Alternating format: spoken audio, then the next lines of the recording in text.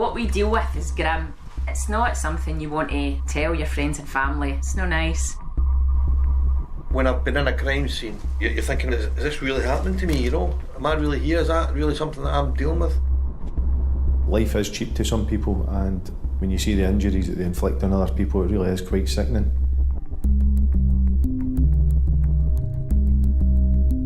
When a new job comes in, you get that buzz, you get the adrenaline. Your head's racing at 100 miles an hour because the pressure is on. You can pretty much say that you're going to miss putting your kids to bed. You can pretty much say that you're probably going to be having a bit of toast at 1 o'clock in the morning for your dinner.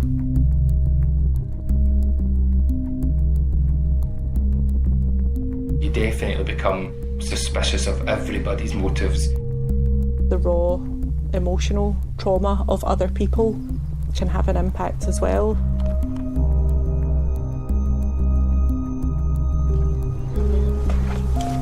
It would be great if it was like on the TV where cases were solved within a day. You do have times where you feel like you're no further forward, you're not getting anywhere. But it's that determination to get the answers for the victims, because they obviously don't have a voice, and it's up to us to try and get the answers for them. You see the worst of humanity, but you also see the best as well. And the bits in between you just need to deal with.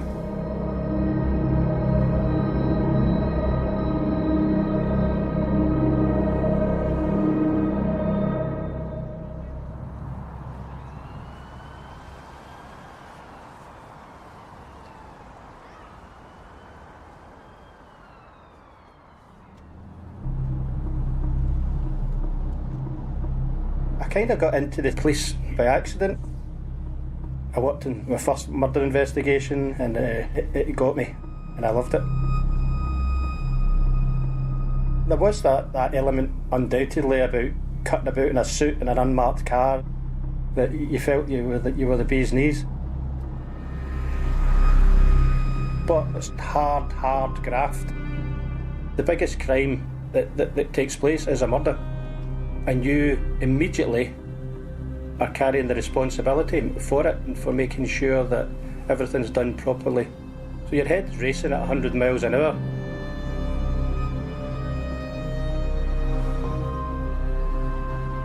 I remember years ago when I started, when called out, you'd be running about, breaking the speed limit when you were driving in. But through experience, I then began to realise that sometimes it's good just to take your foot off the gas ever so slightly and take on board what it is you're actually going in to deal with, because the pressure's on quickly.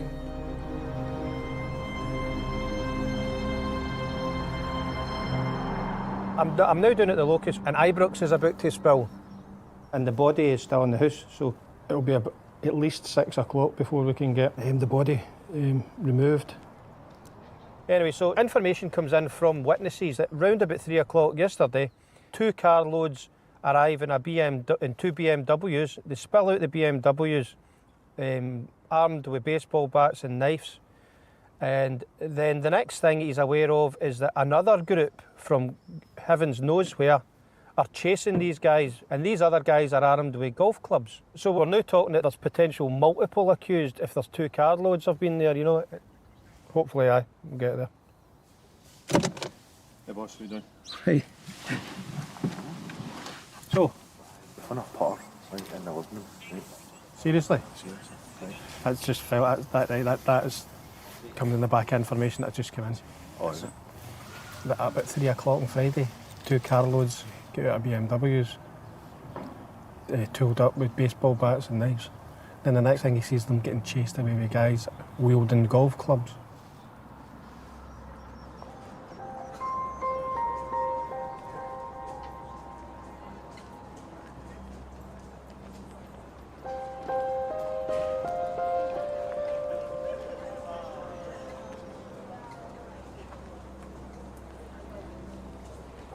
This isn't as straightforward as what it could potentially have been, right?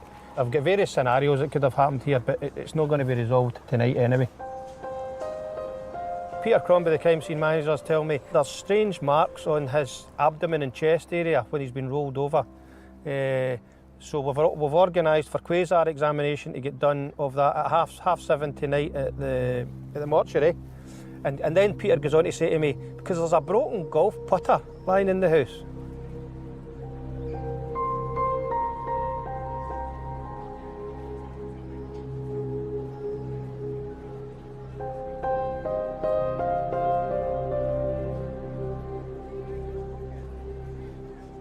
I've heard it referred to as the golden hour. I don't particularly agree with that. It's the golden hours. It's the initial stages of that homicide investigation that are crucial. It's really important in respect of how the crime scene's dealt with and how the witnesses are dealt with that are absolutely critical for what goes on in the following days of a murder inquiry.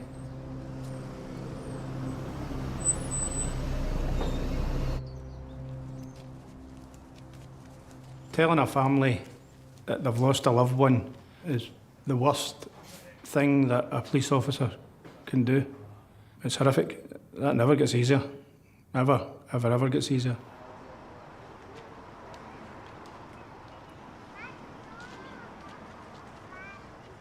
Heavens only knows how many murders you work on throughout your career, you know.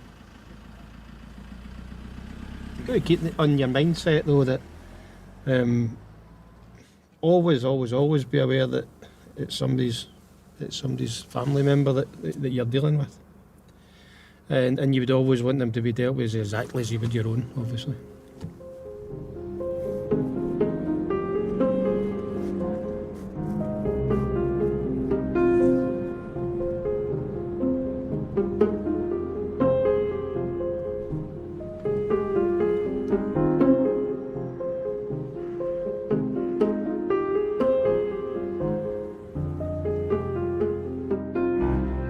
I always wanted to be in the police. I was 8 when I decided that's what I was going to do, and I never changed. I wanted to be a police officer. I've always seen it as the most horrendous crimes that happen to people. You know, the armed robberies, the horrible murders, the serious assaults. You know, that upsets people and puts a lot of fear into communities. People who commit these crimes, that it was these individuals that I wanted to target.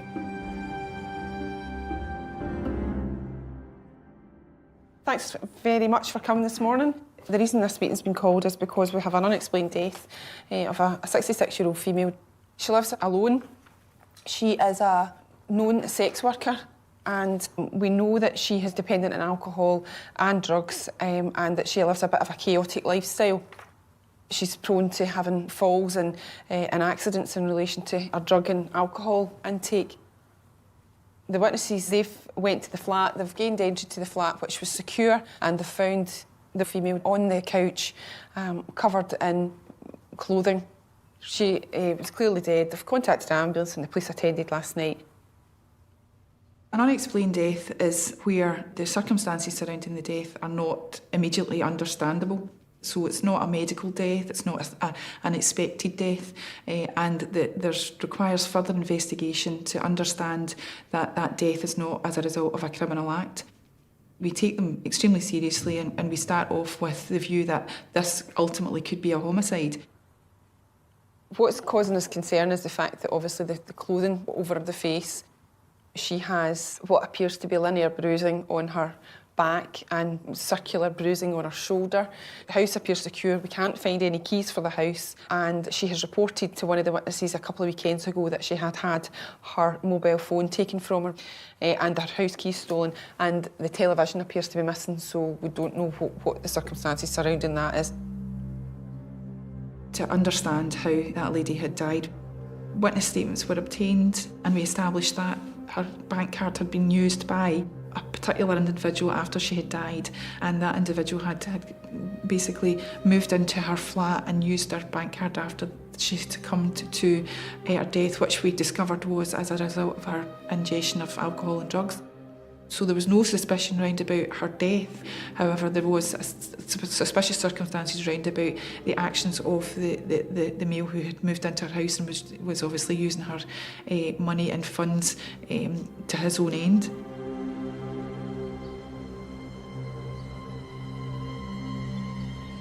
There's frequent unexplained deaths, unfortunately. You've just got to take your time, because there is a big difference between calling it a murder. It's really difficult, because sometimes the obvious isn't what it really is.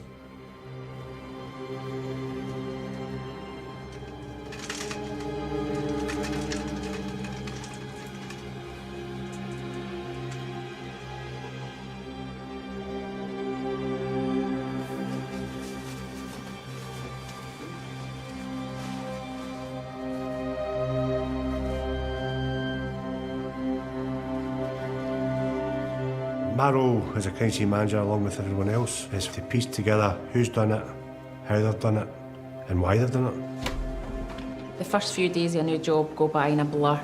It's really fast-paced. You know, you want to speak to all the people, all the key witnesses, gather all the evidence that you can. You could pretty much say you're going to miss putting your kids to bed. You could pretty much say that you're going to have a bit of toast at 1 in the morning for your dinner. And it has to be like that. The first 48 hours of a murder are so important. When you start something, you've got to finish it. At the start of inquiry, you know very little. When myself and Andy walked into the flat, yeah, it was in a state of disarray, but you would never thought somebody had been murdered in there, not in a million years. My initial position is to evidence what's happened in this house. And we're looking at potential forensic opportunities. And then we'll start seizing items which will benefit the inquiry. That will range from clothing to weapons to telephony.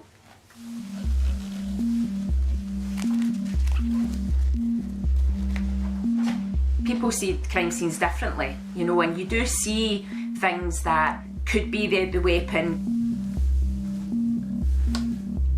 But you've got to go in there with an open mind and, you know, step back and assess it. You never just look at the obvious, you've got to look for what's behind the obvious. 'Cause sometimes that's where your evidence lies. You've got a house which is in a certain state in relation to cleanliness. And there's various blood spots in various places, but there's been an effort of some kind to clean the blood. This is bedroom 2. If we look here, we can see a full line of blood. Can't see it clearly here, but there's spatters of blood over this wall. So the victim has been struck by a sharp object and pulling it back the way, which would in turn leave blood. It's called a cast pattern.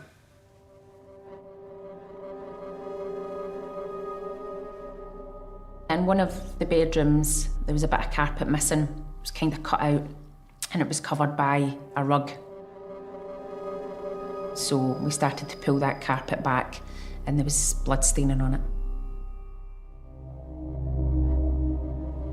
From the little amount of blood there, I wouldn't have thought that a person had been murdered as brutally as he was in that bedroom.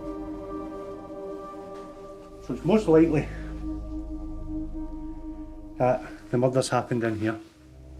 The victim is not within the house, so there's potential that he's cut out the carpet to potentially wrap the victim.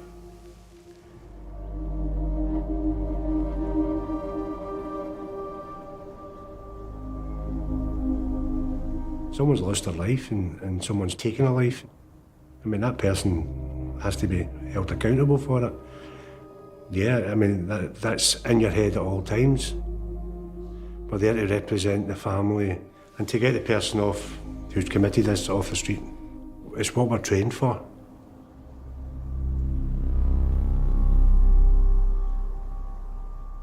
When I first joined, you know, I was petrified, driving up from Ayrshire, I was coming to work in the big smoke. And I was scared that I was going to be assaulted or hurt in some way. It is daunting, but you do get into it.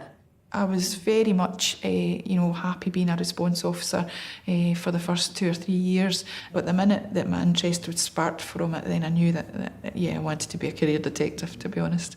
I remember reading The Silence of the Lambs for a book report at high school and just being totally fascinated. It wasn't a made-up story, things like this did happen, and there were people out there whose job it was to investigate that and to lock those people up. I kind of liked the idea of, taking an inquiry and progressing it to obviously making an arrest. So that's what appealed. Certainly not the suits. I don't look the sharpest in a suit.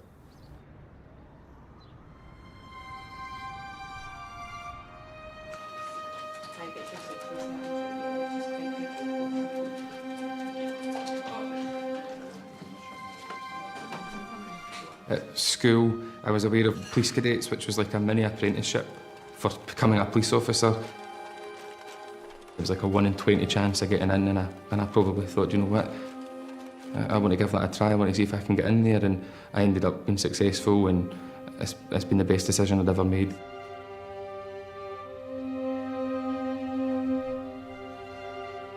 Morning, folks. Lots of familiar faces in this room, which gives me the absolute confidence that we'll deal with what we're actually going to deal with here. And this is what we're actually going to deal with. Missing person, Julie Riley. Getting into major investigations was definitely daunting. And that first briefing, which was led by the senior investigating officer, Mark Bell, I do remember it. I remember being there and thinking, geez, what's going on here? We need to basically find her alive or prove that she's dead. One of the two.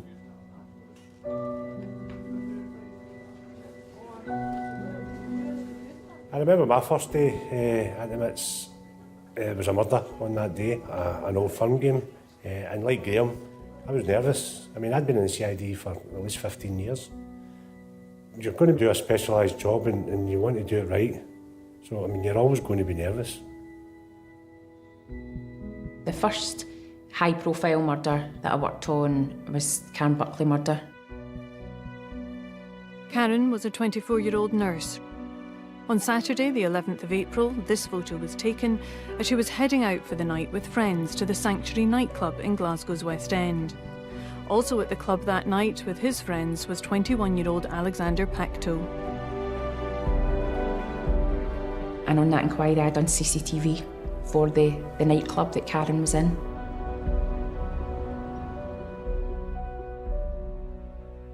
Never forget it.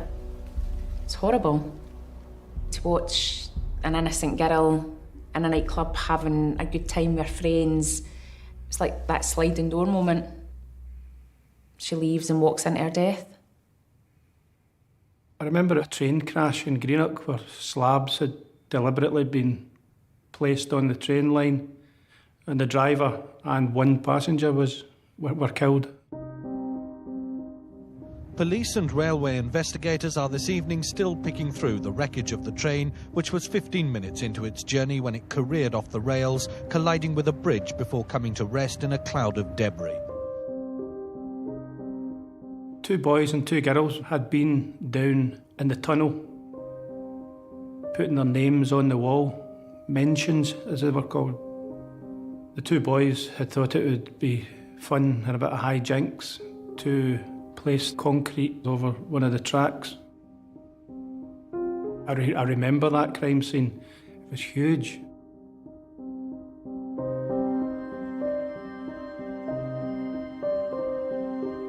I do remember going to one in the Milton area of Glasgow.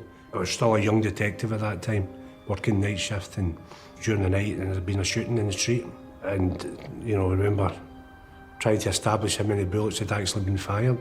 Because people were coming out of their houses saying they had bullets through their windows, and being the first there was a bag of nerves. Because I knew the experienced detectives would be coming, and I wanted to make sure that I'd done everything right.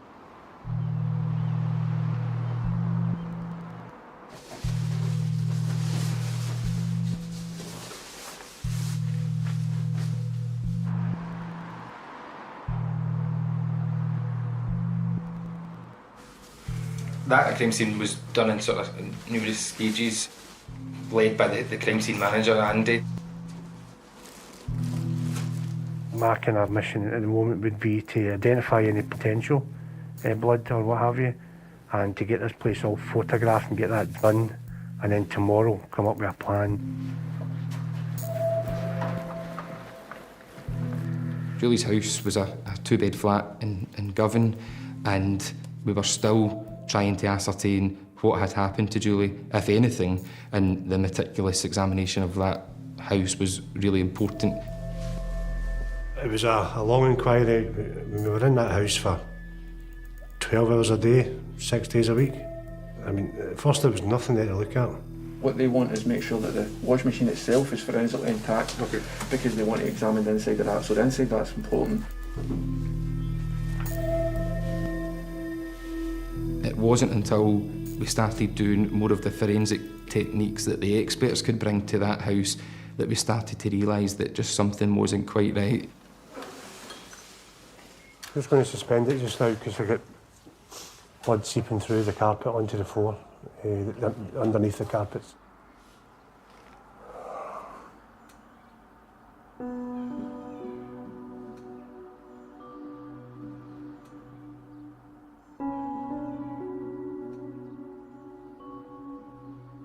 I'm going to need the biologist to do all the source lighting, which will give us a better idea of what we're looking at. Aye, definitely. So, all right, thanks a lot, Ali. Cheers, bye. The house was then subject to a luminol examination.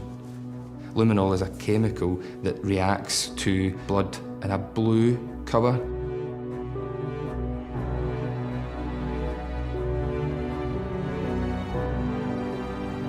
Those photos tell a story, and those photos are pretty horrific. We're going to have to lift all the carpets in this house. And the efforts that everybody, from the forensic scientists to the SIO to the crime scene manager, went to establish what happened in that flat was unbelievable. I want to lift the tiles in the bathroom first before we take the bath out. Let's have a look at what's under the bath. Any potential blood, matter, bone. It was certainly an intense start to the major investigation teams because I did get to dive in straight away, right into the deep end. And I did get to see how that machine works in such a high-profile inquiry, and an inquiry that I'll certainly never forget.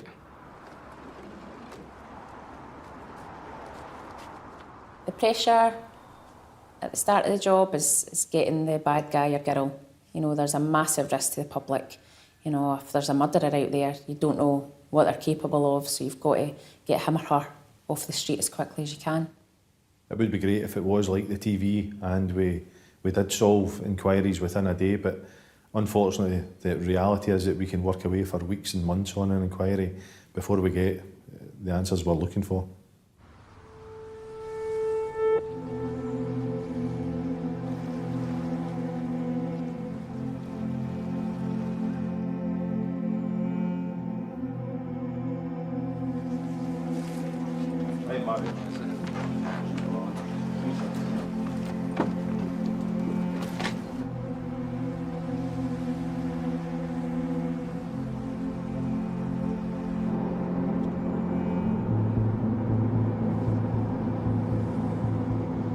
We're outstanding a large steel or silver coloured kitchen knife.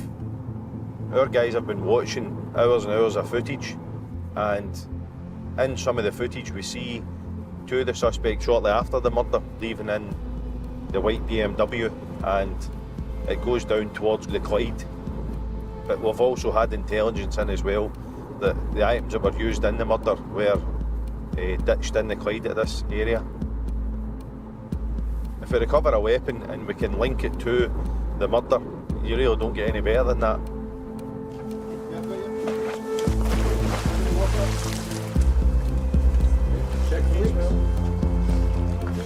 As part of our investigation, we made plans with Underwater Unit to attend at Prince's Dock, and we pointed out an area of interest to us, and this was in relation to the items that we thought had maybe been discarded there.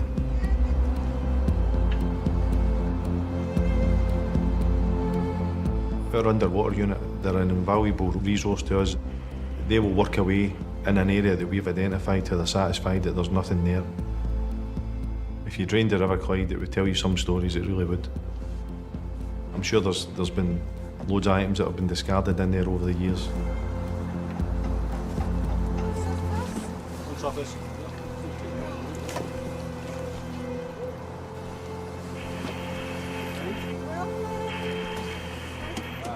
Jim located long-barrelled weapons, which are not connected to this inquiry, but at least we're finding things down there, and it's proven that the search is reasonably accurate.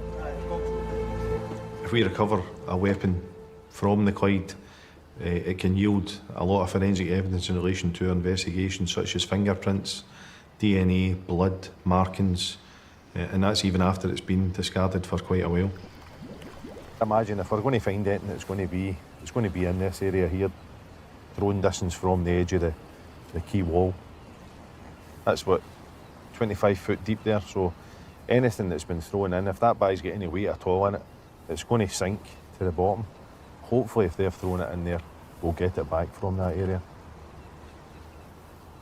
How you doing, guys, all right? How's things? Do you see that? All right, okay, aye. That a machete, is it? Yes, Desert Storm. Was that in quite close to the quay wall then, was it? Metre out, aye. It certainly doesn't appear to be a weapon that was used in our attack, but due to the circumstances, you never know. Somebody could have had that one and we don't know about, so we'll take it anyway, we'll seize it.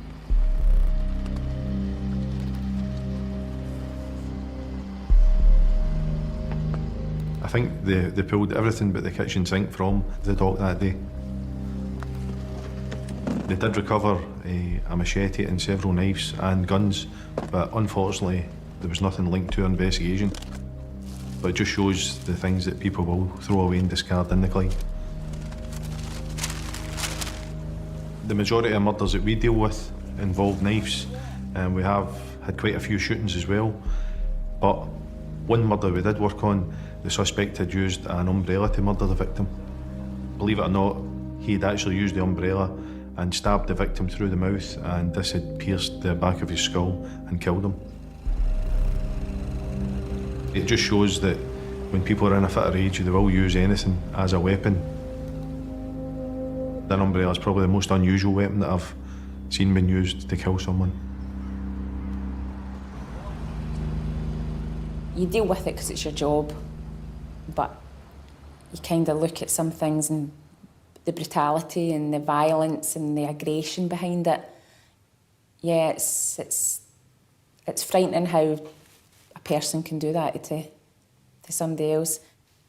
Sometimes it's not even dealing with the violence. Sometimes dealing with grief can be just as damaging. For example, if you're deployed as a family liaison officer and you're going out and you're experiencing firsthand that family's raw, horrendous grief, sometimes that can have as much of an impact or more of an impact than dealing with the violence. Because inevitably in the family liaison world, they want to know, how did the loved one die? Did they suffer? Have we got the person who'd done it? Why did it happen?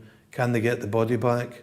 It's a lot harder for me dealing with the living than it is dealing with the dead, to be honest with you.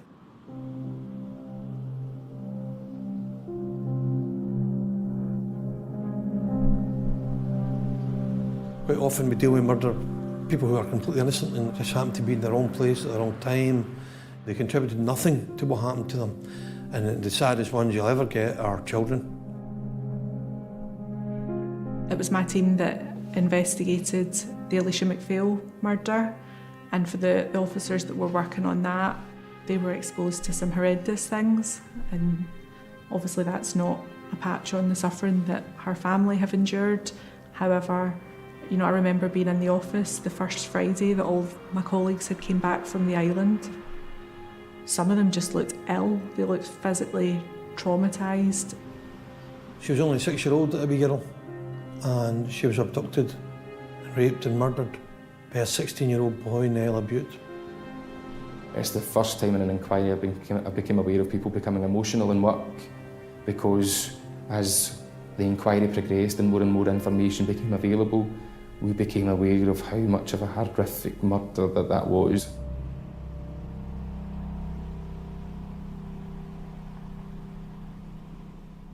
I was a family liaison officer for that inquiry, and it was my job to keep Alicia's mum up to date with the progress of the investigation. And all the questions that you can imagine that I just spoke about there, who done it, how did she die, did she suffer, when can I get her body back? Quite rightly, she's absolutely right to ask them of me, but not having the answers for her, and then when the answers did come, they were so distressing for her, and having to deliver them to her, even taking Georgina to see Alicia in the mortuary. It was just the most tragic set of circumstances. And yeah, out of all the jobs I've ever dealt with, I would say that was the toughest job I've had in the police.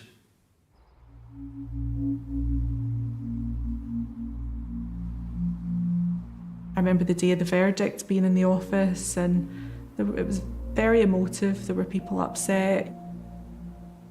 And, a case like that can have a huge impact on you as a police officer and on the department.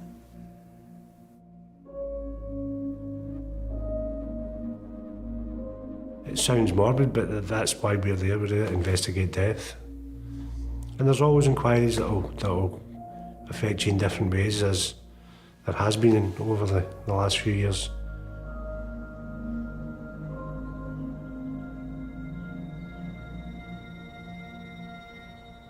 You always take, inquiries home with you. Anybody in the police that say they leave it at the office and they don't take it home is lying. You can't work on a murder through the day and go home at night and just not think about it. Police investigating the disappearance of a woman from Glasgow are this evening searching an area close to her home. Julie Riley was last seen in Govan 10 weeks ago.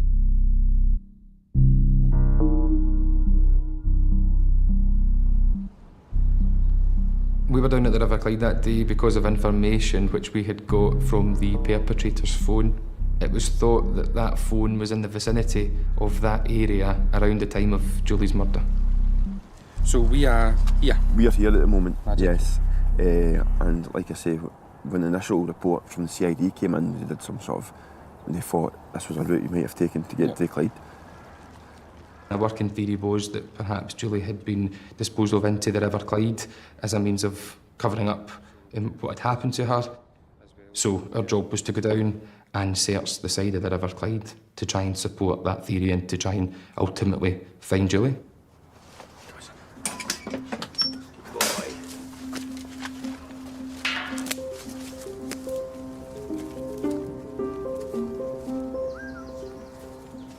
We also had enlisted the help of one of our specialist cadaver dogs. Good boy. A cadaver dog is trained in the scent of decomposition, which sounds horrific, but ultimately means that it's trained in the smell of dead things.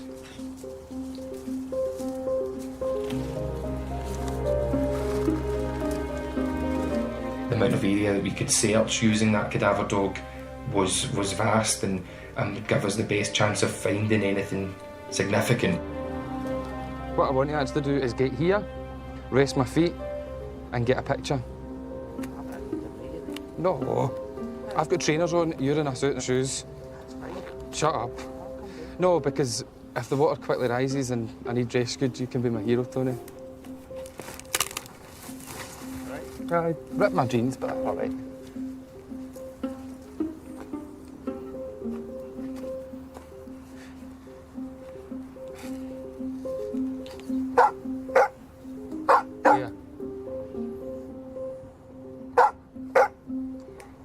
He's knocked something on the beach, eh? Give me an indication. Right. It's like plastic wrapped around an old tree that's been lying for a while.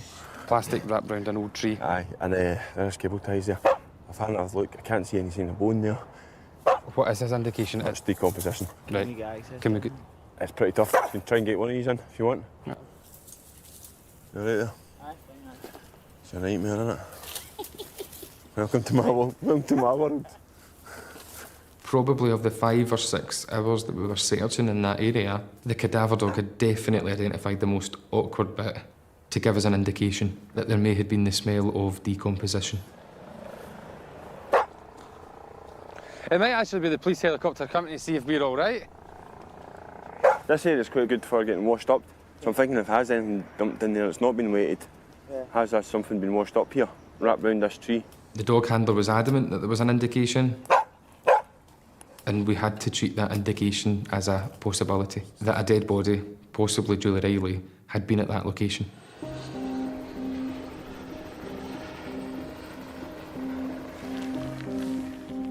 And that's when we had to don our white suits and forensically recover that plastic bag.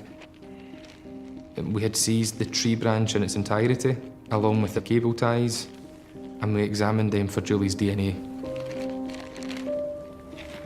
That examination turned out to be negative. There was no DNA, there was no blood, there was nothing that would support the theory that Julie Riley was at that area.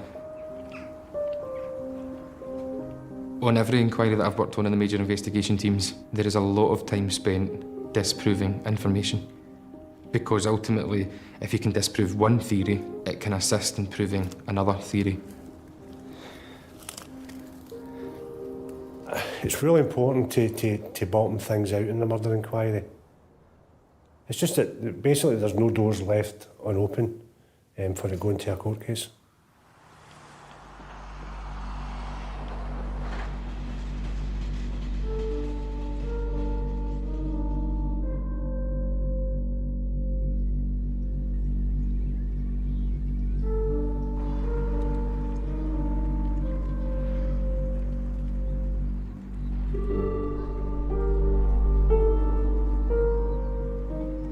Steve, how you doing? I just spoke to Marvin about 10 minutes ago. He told me the plan was to get number 15's bin away tonight. We had been directed by the first officers in attendance to that call to the back courts area.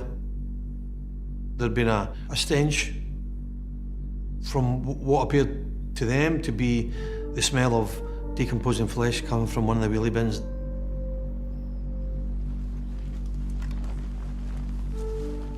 So we came down here, the bin clearly had a suitcase within it. The suitcase was visible, but it was underneath considerable items of rubbish that were obviously piled on top.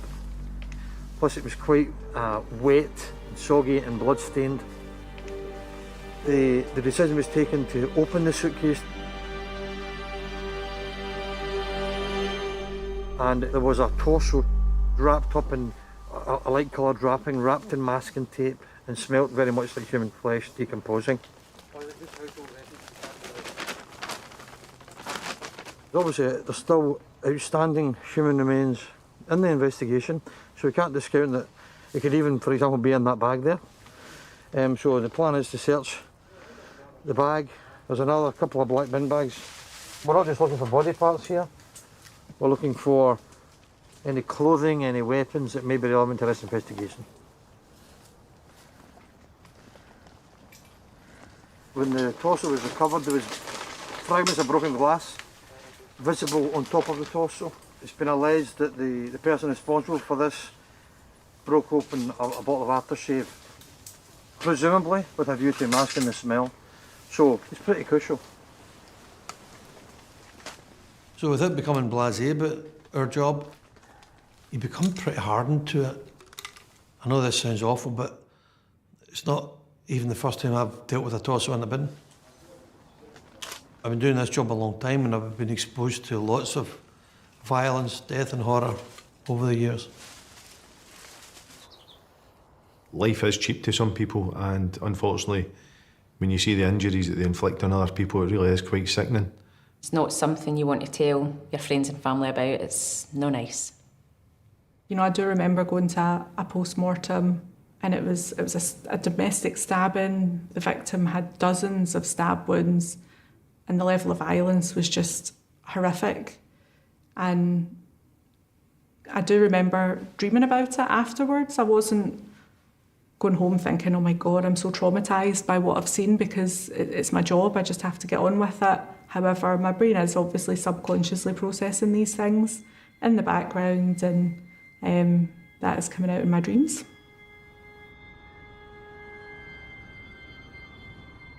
Before I joined the police, you know, I would walk 2 miles home from the town centre to my mum's house on my own, 3 o'clock in the morning. And now I wouldn't dream of it. Absolutely wouldn't dream of it, because you see a different side to people, a different side to the city we live in. You know, you can go years experiencing traumas like this, and if they all just keep adding up, ultimately at some point it's going to have an impact on your health and your mental health. I don't think it's had an effect on me or my mental health, but that's only me. My family and friends might tell you something different from that, completely different from that, possibly. You notice people, you notice when people are acting strange. The trust for people, long gone. And yeah, I've seen it taking its toll over people over the years to the extent where people have resigned long before they should have. Yeah, there's another one there, so we'll have one. It's potentially the case that the head, the arms and the legs are elsewhere in this vicinity and disposed of in a similar fashion. As long as there's body parts outstanding, or clothing outstanding, or weapons outstanding, we'll need to search the bins clearly.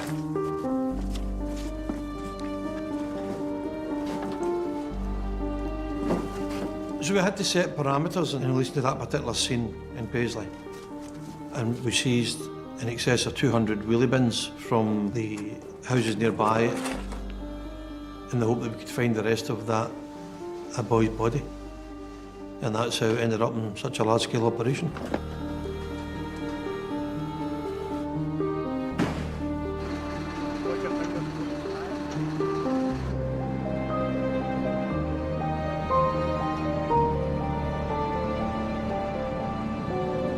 Certainly, if we find anything that we suspect to be human remains tonight, there'll be a post-mortem probably tomorrow on that particular item. And that's what we're going to do tonight.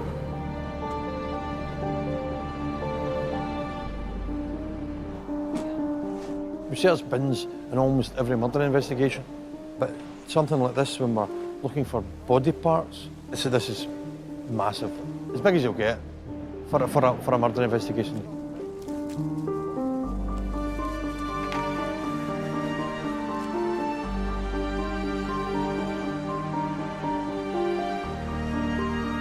The TV detectives, yes, it's nothing like the life of a real detective. It wouldn't make much of a TV show if you had Columbo sifting through hundreds of wheelie bins for a week. It looks much more fun on the telly.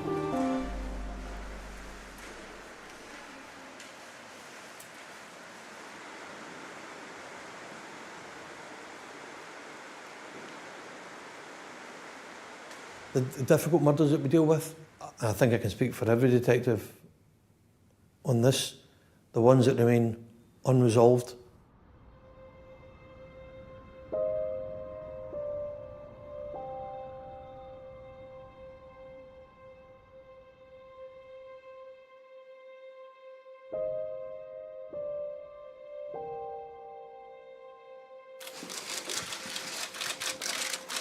I'm here today to appeal to anyone who may have knowledge regarding my daughter's death. I know that my daughter was a prostitute and frequented the red light area. I'm aware of her activities. But nevertheless, I would again appeal on behalf of my daughter, my family, for anyone with information to contact the police.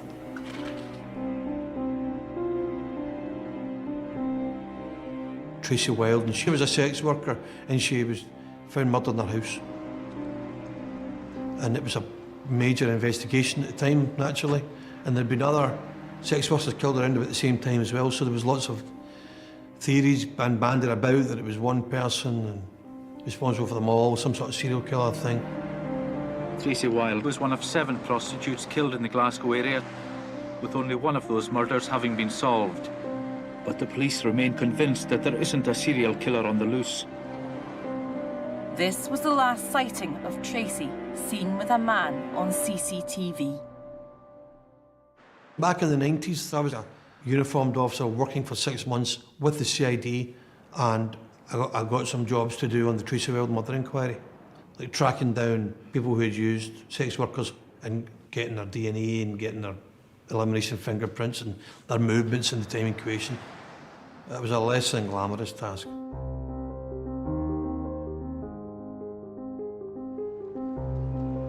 Forensic evidence was obtained from the crime scene and it was preserved. However, the person who had left that evidence behind them had never ever been convicted of anything, and as such their DNA had never been taken. The inquiry just fizzled out. No lines of inquiry were left to conclude.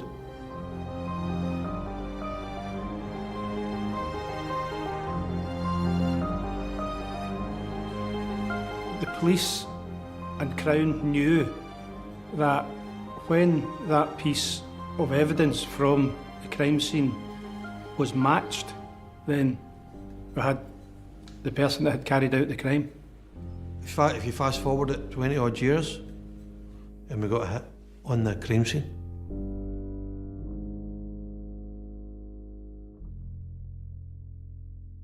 Is there another explanation for your fingerprints and your DNA being in Tracy Wild's house?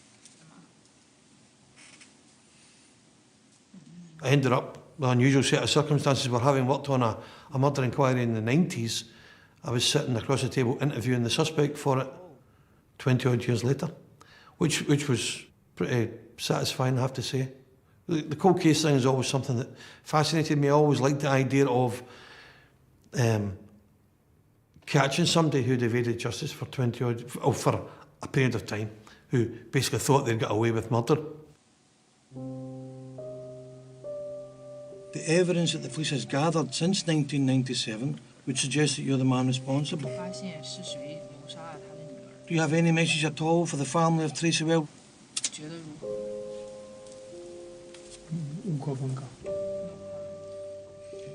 In that 20-year period, sadly,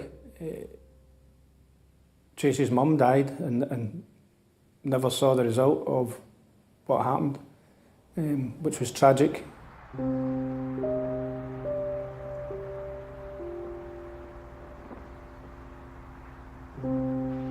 Tracy had a daughter who was only a toddler when her mother was murdered, and she had, quite sadly, she had nothing of her mother whatsoever, none of her mum's possessions, none of her mum's photographs. So when the investigation was complete, we were able to return some of Tracy's possessions to Megan, her daughter, and particularly a photograph of Tracy and Megan, the only photograph that existed of them both together. I think everybody would tell you that to get back to a family and give them the answers and give them the news that you've arrested somebody, there's no better feeling than that, you know, and it makes all the long hours and hard work worthwhile, certainly, at that point.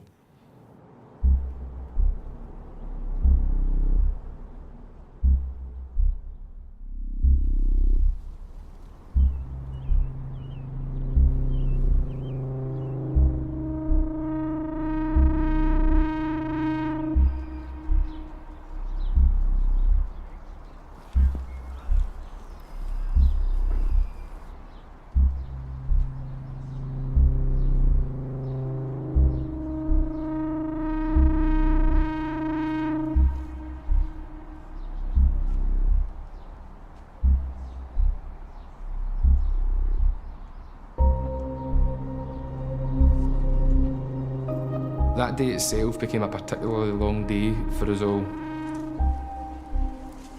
Because we'd found that body part, we thought, where are all the rest, and that they must have been nearby. It was unfortunate as well that the area in which we found the first femur was also near to a fox's den.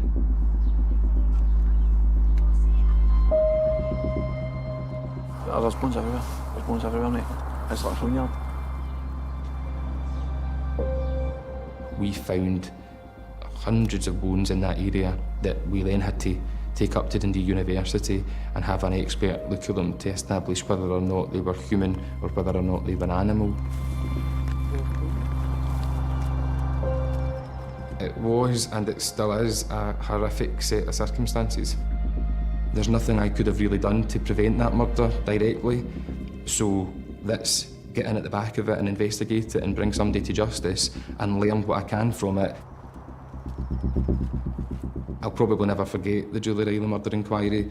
It was a murder inquiry that took so many twists and turns along the year that I worked in that. It's all about getting the inquiry over the line, getting enough evidence to hopefully get a conviction at court. It's a great feeling. We're going to be arresting somebody for murder.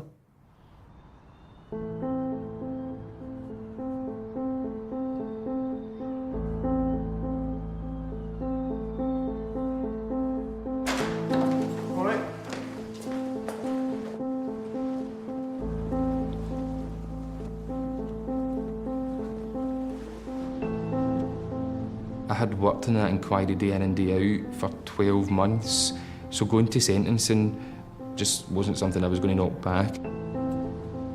Have you ever been in for a sentence before? Not for a murder. Can be quite... Can I get you a wee bit? I wanted to see how they presented the evidence. I wanted to see the accused be sentenced, and it was certainly an experience, and his behaviour in court and in front of the family was disgraceful.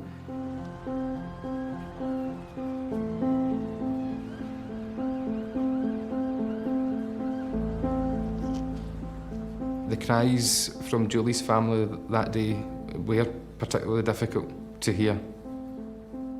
But I think for us that just ensures that we never lose sight of how important that our job is.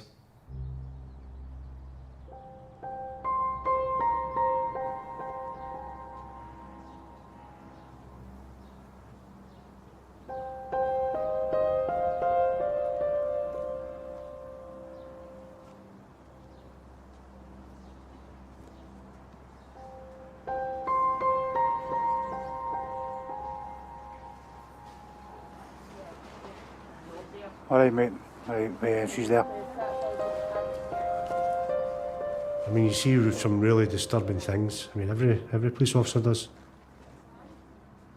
I remember when joining and completed the first phase at the training college, and the passing out parade, the commandant at the time, he addressed the families of all the new recruits, and it basically said that your son, daughter, brother, sister are going to see more of life in 2 years than everyone in this room will see in a lifetime. And you do see more of life because you're seeing people at their most vulnerable. I was requested by the SIO, Mark Bell, that the family wished to come down to the house where Julie was murdered and to collect some personal items of hers.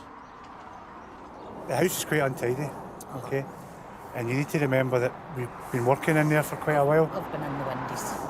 Please excuse the mess. What I propose to do is just let these go in, have a wee look.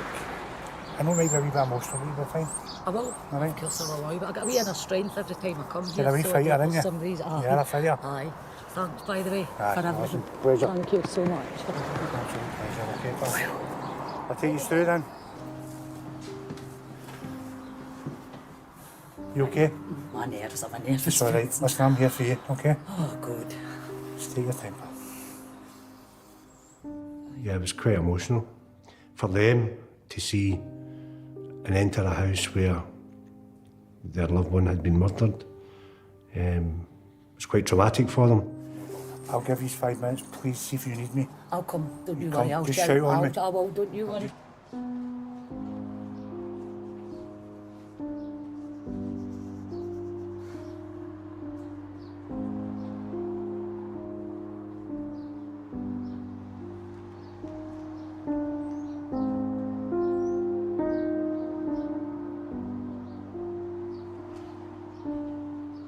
And they were very gracious and thankful towards myself and the team. Some really kind words on how respectful we were on recovering Julie, so that was nice. It was nice to be appreciated like that, you know. Aye.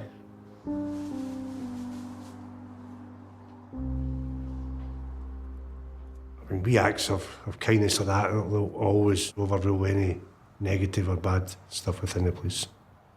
Because you'll always remember the kindness, you forget the badness. Certainly I do anyway.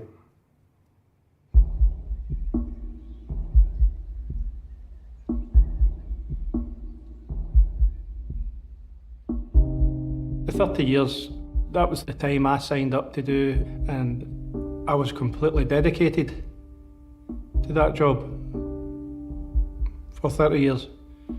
Yeah, I loved every minute of it, and if I was to do a career again doing something, I would do that again. Things do still surprise me and shock me after 27 years in the police. The nature of people and the violence that we see, I don't think you would ever not get shocked by that. It's vitally important that we send a message to the public that we're targeting the right people, we're making sure that these violent offenders are taken off the street, you know. It's a message of reassurance to the public as well that we're out there and we're doing everything we can to keep the communities of Scotland safe, you know. So that ultimately is what it's all about. Laying hands on the person responsible is satisfying, but I think undoubtedly the most satisfying time is when you get a conviction in court. You know then that you've done your job properly. Well, my job isn't like the Silence of the Lambs, but yeah, I do love my job. I think the police certainly changes you. Every police officer I know is probably more suspicious of everybody ever. I don't think it's the worst personality trait to have, but it's certainly probably something that is unique to being a police officer. Yeah, to just be able to not care or just be oblivious, because the general public are oblivious to what goes on in this world, in this city.